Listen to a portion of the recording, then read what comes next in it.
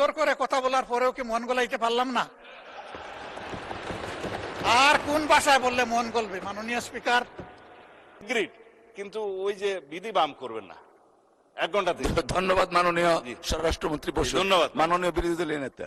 জি, আসলে মাননীয় স্বরাষ্ট্রমন্ত্রী খুব সুন্দর করেই বলেছেন কোন সংকট নাই। এটা আসলে সংসদের ভিতরে নাই, বাইরে।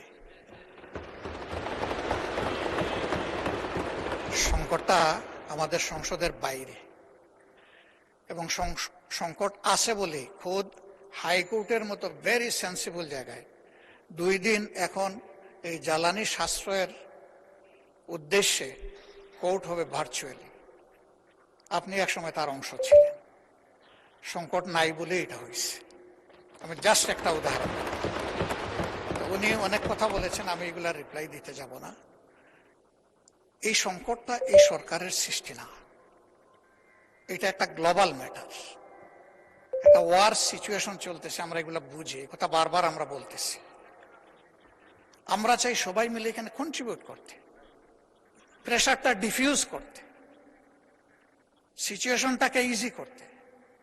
তাহলে সব দায়িত্বই যদি একা একা ভাবে সরকারি দল পালন করে, আমরা কোনো সুযোগ পাবো না মাননীয় স্পিকার। আমরা তো এই দেশের নাগরিক, জনপ্রতিনিধি বাদ দিলাম, নাগরিক হিসাবেও তো আমাদের কিছু দায় আছে। আমরা ওই পজিটিভ অ্যাটিটিউডের জায়গা থেকেই এই আলোচনাটা দরকার বলে মনে করি। আমি ধন্যবাদ জানাই মাননীয় স্বরাষ্ট্রমন্ত্রীকে। উনি বলেছেন তারপরেও যদি আপনি গুরুত্বপূর্ণ বিবেচনা করেন, 68 বিধিতে আমাকে আপনি নোটিশ দেওয়ার জন্য অনুরোধ জানাতে পারেন এবং আমি সেই নোটিশটা দিতে পারি। ওখানে তো আধা ঘন্টা সময়। তো আধা ঘন্টা সময়ের ভিতরে সরকারি দল বলবে কতটুকু, আমি বলবো কতটুকু, আমরা বলবো কতটুকু। এই বিষয়টা এইরকম একটা জ্বলন্ত, ঠিক আছে 1 ঘন্টা হইতে পারে, এর মতো একটা বার্নিং ইস্যু যদি আমাদের এই আলোচনার গুরুত্বপূর্ণ বিষয় না হয়ে থাকে, তাহলে কোনটা হবে আমি ঠিক জানি না। আমি মনে করি যে এই মুহূর্তে বাংলাদেশে প্রিভেইলিং যতগুলা সমস্যা আছে, এর মধ্যে সবচেয়ে গুরুতর সমস্যা হচ্ছে জ্বালানি সমস্যা,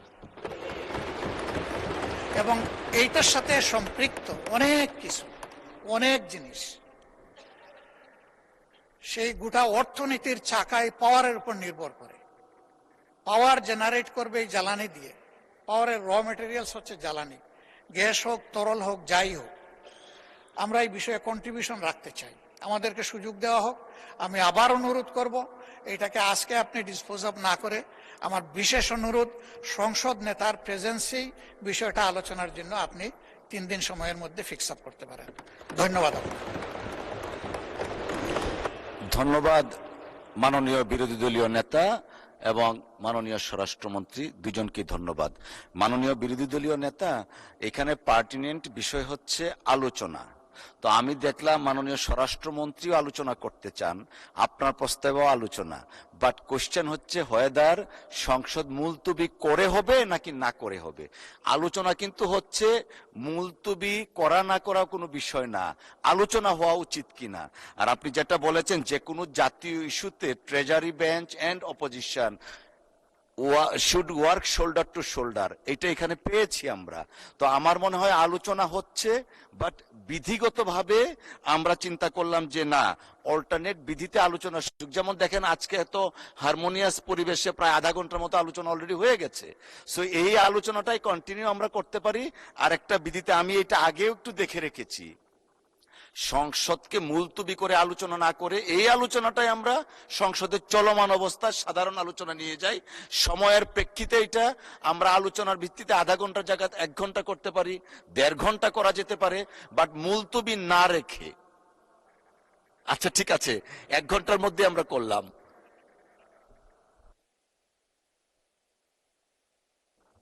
জি, মাননীয় বিরোধী দলীয় নেতা। ফুল ফুটুক, জি, আপনার বুলিতে চন্দন ফুল ফুটুক। আপনি শেষে বলেছেন 1.5 ঘন্টা, আমি মেনে নিলাম যে মাননীয় বিরোধী দলের নেতা, আপনারটাই কবুল, আপনি মেনে নিলাম। মেনে নিয়ে আমরা ইনশাল্লাহ কালকে নোটিশ দিব, আপনি আমাদেরকে সুযোগ করে দিবেন। তবে সংসদ নেতার প্রেজেন্সে আমরা এই আলোচনাটা করতে চাই। ধন্যবাদ আপনাকে। আচ্ছা, মাননীয় বিদ্যুৎ প্রতিমন্ত্রী, মাননীয় স্বরাষ্ট্রমন্ত্রীকে একটু শুনি।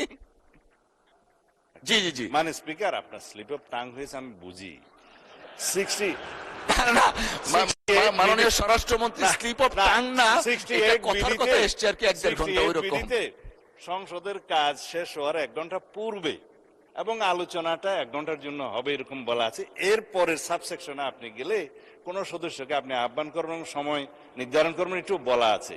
তা এখন মাননীয় বিরোধী দলীয় নেতা এখন আপনাকে বিধি ভায়োলেট করার জন্য বলতেছে এইরকম বিধি তো বাম। সেই জন্য আপনি 68-এ যদি মাননীয় বিরোধী দলীয় নেতাকে অনুরোধ করেন, উনি নোটিশটা আবার যদি দেন, অবশ্যই এটা মাননীয় সংসদ নেতার উপস্থিতিতে আলোচনা হবে।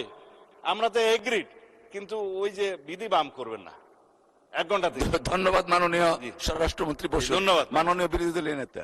জি সংসদের অধিবেশন এই আলোচনাটা করার প্রয়োজন নেই। তবে যেহেতু মাননীয় প্রধান মাননীয় বিরোধী দলীয় নেতা বিষয়টি উত্থাপন করেছেন, আমি অনুরোধ করব আপনি দয়া করে 68 বিধিতে ওনাকে একটা নোটিশ দিতে বলেন। এখানে সংক্ষিপ্ত আলোচনার সুযোগ আছে, অ্যাকর্ডিংলি আপনি আপনার সিদ্ধান্ত দিতে পারেন। এই অনুরোধটা আমার পক্ষ থেকে থাকলো। ধন্যবাদ মাননীয় স্পিকার, এবং আমি ধন্যবাদ জানাচ্ছি মাননীয় বিরোধী দলীয় নেতাকে। জি মাননীয় বিরোধী দলীয় নেতা। ধন্যবাদ মাননীয় স্পিকার আমাকে আবার সুযোগ দেওয়ার জন্য। সুন্দর করে কথা বলার পরেও কি মন গলাইতে পারলাম না?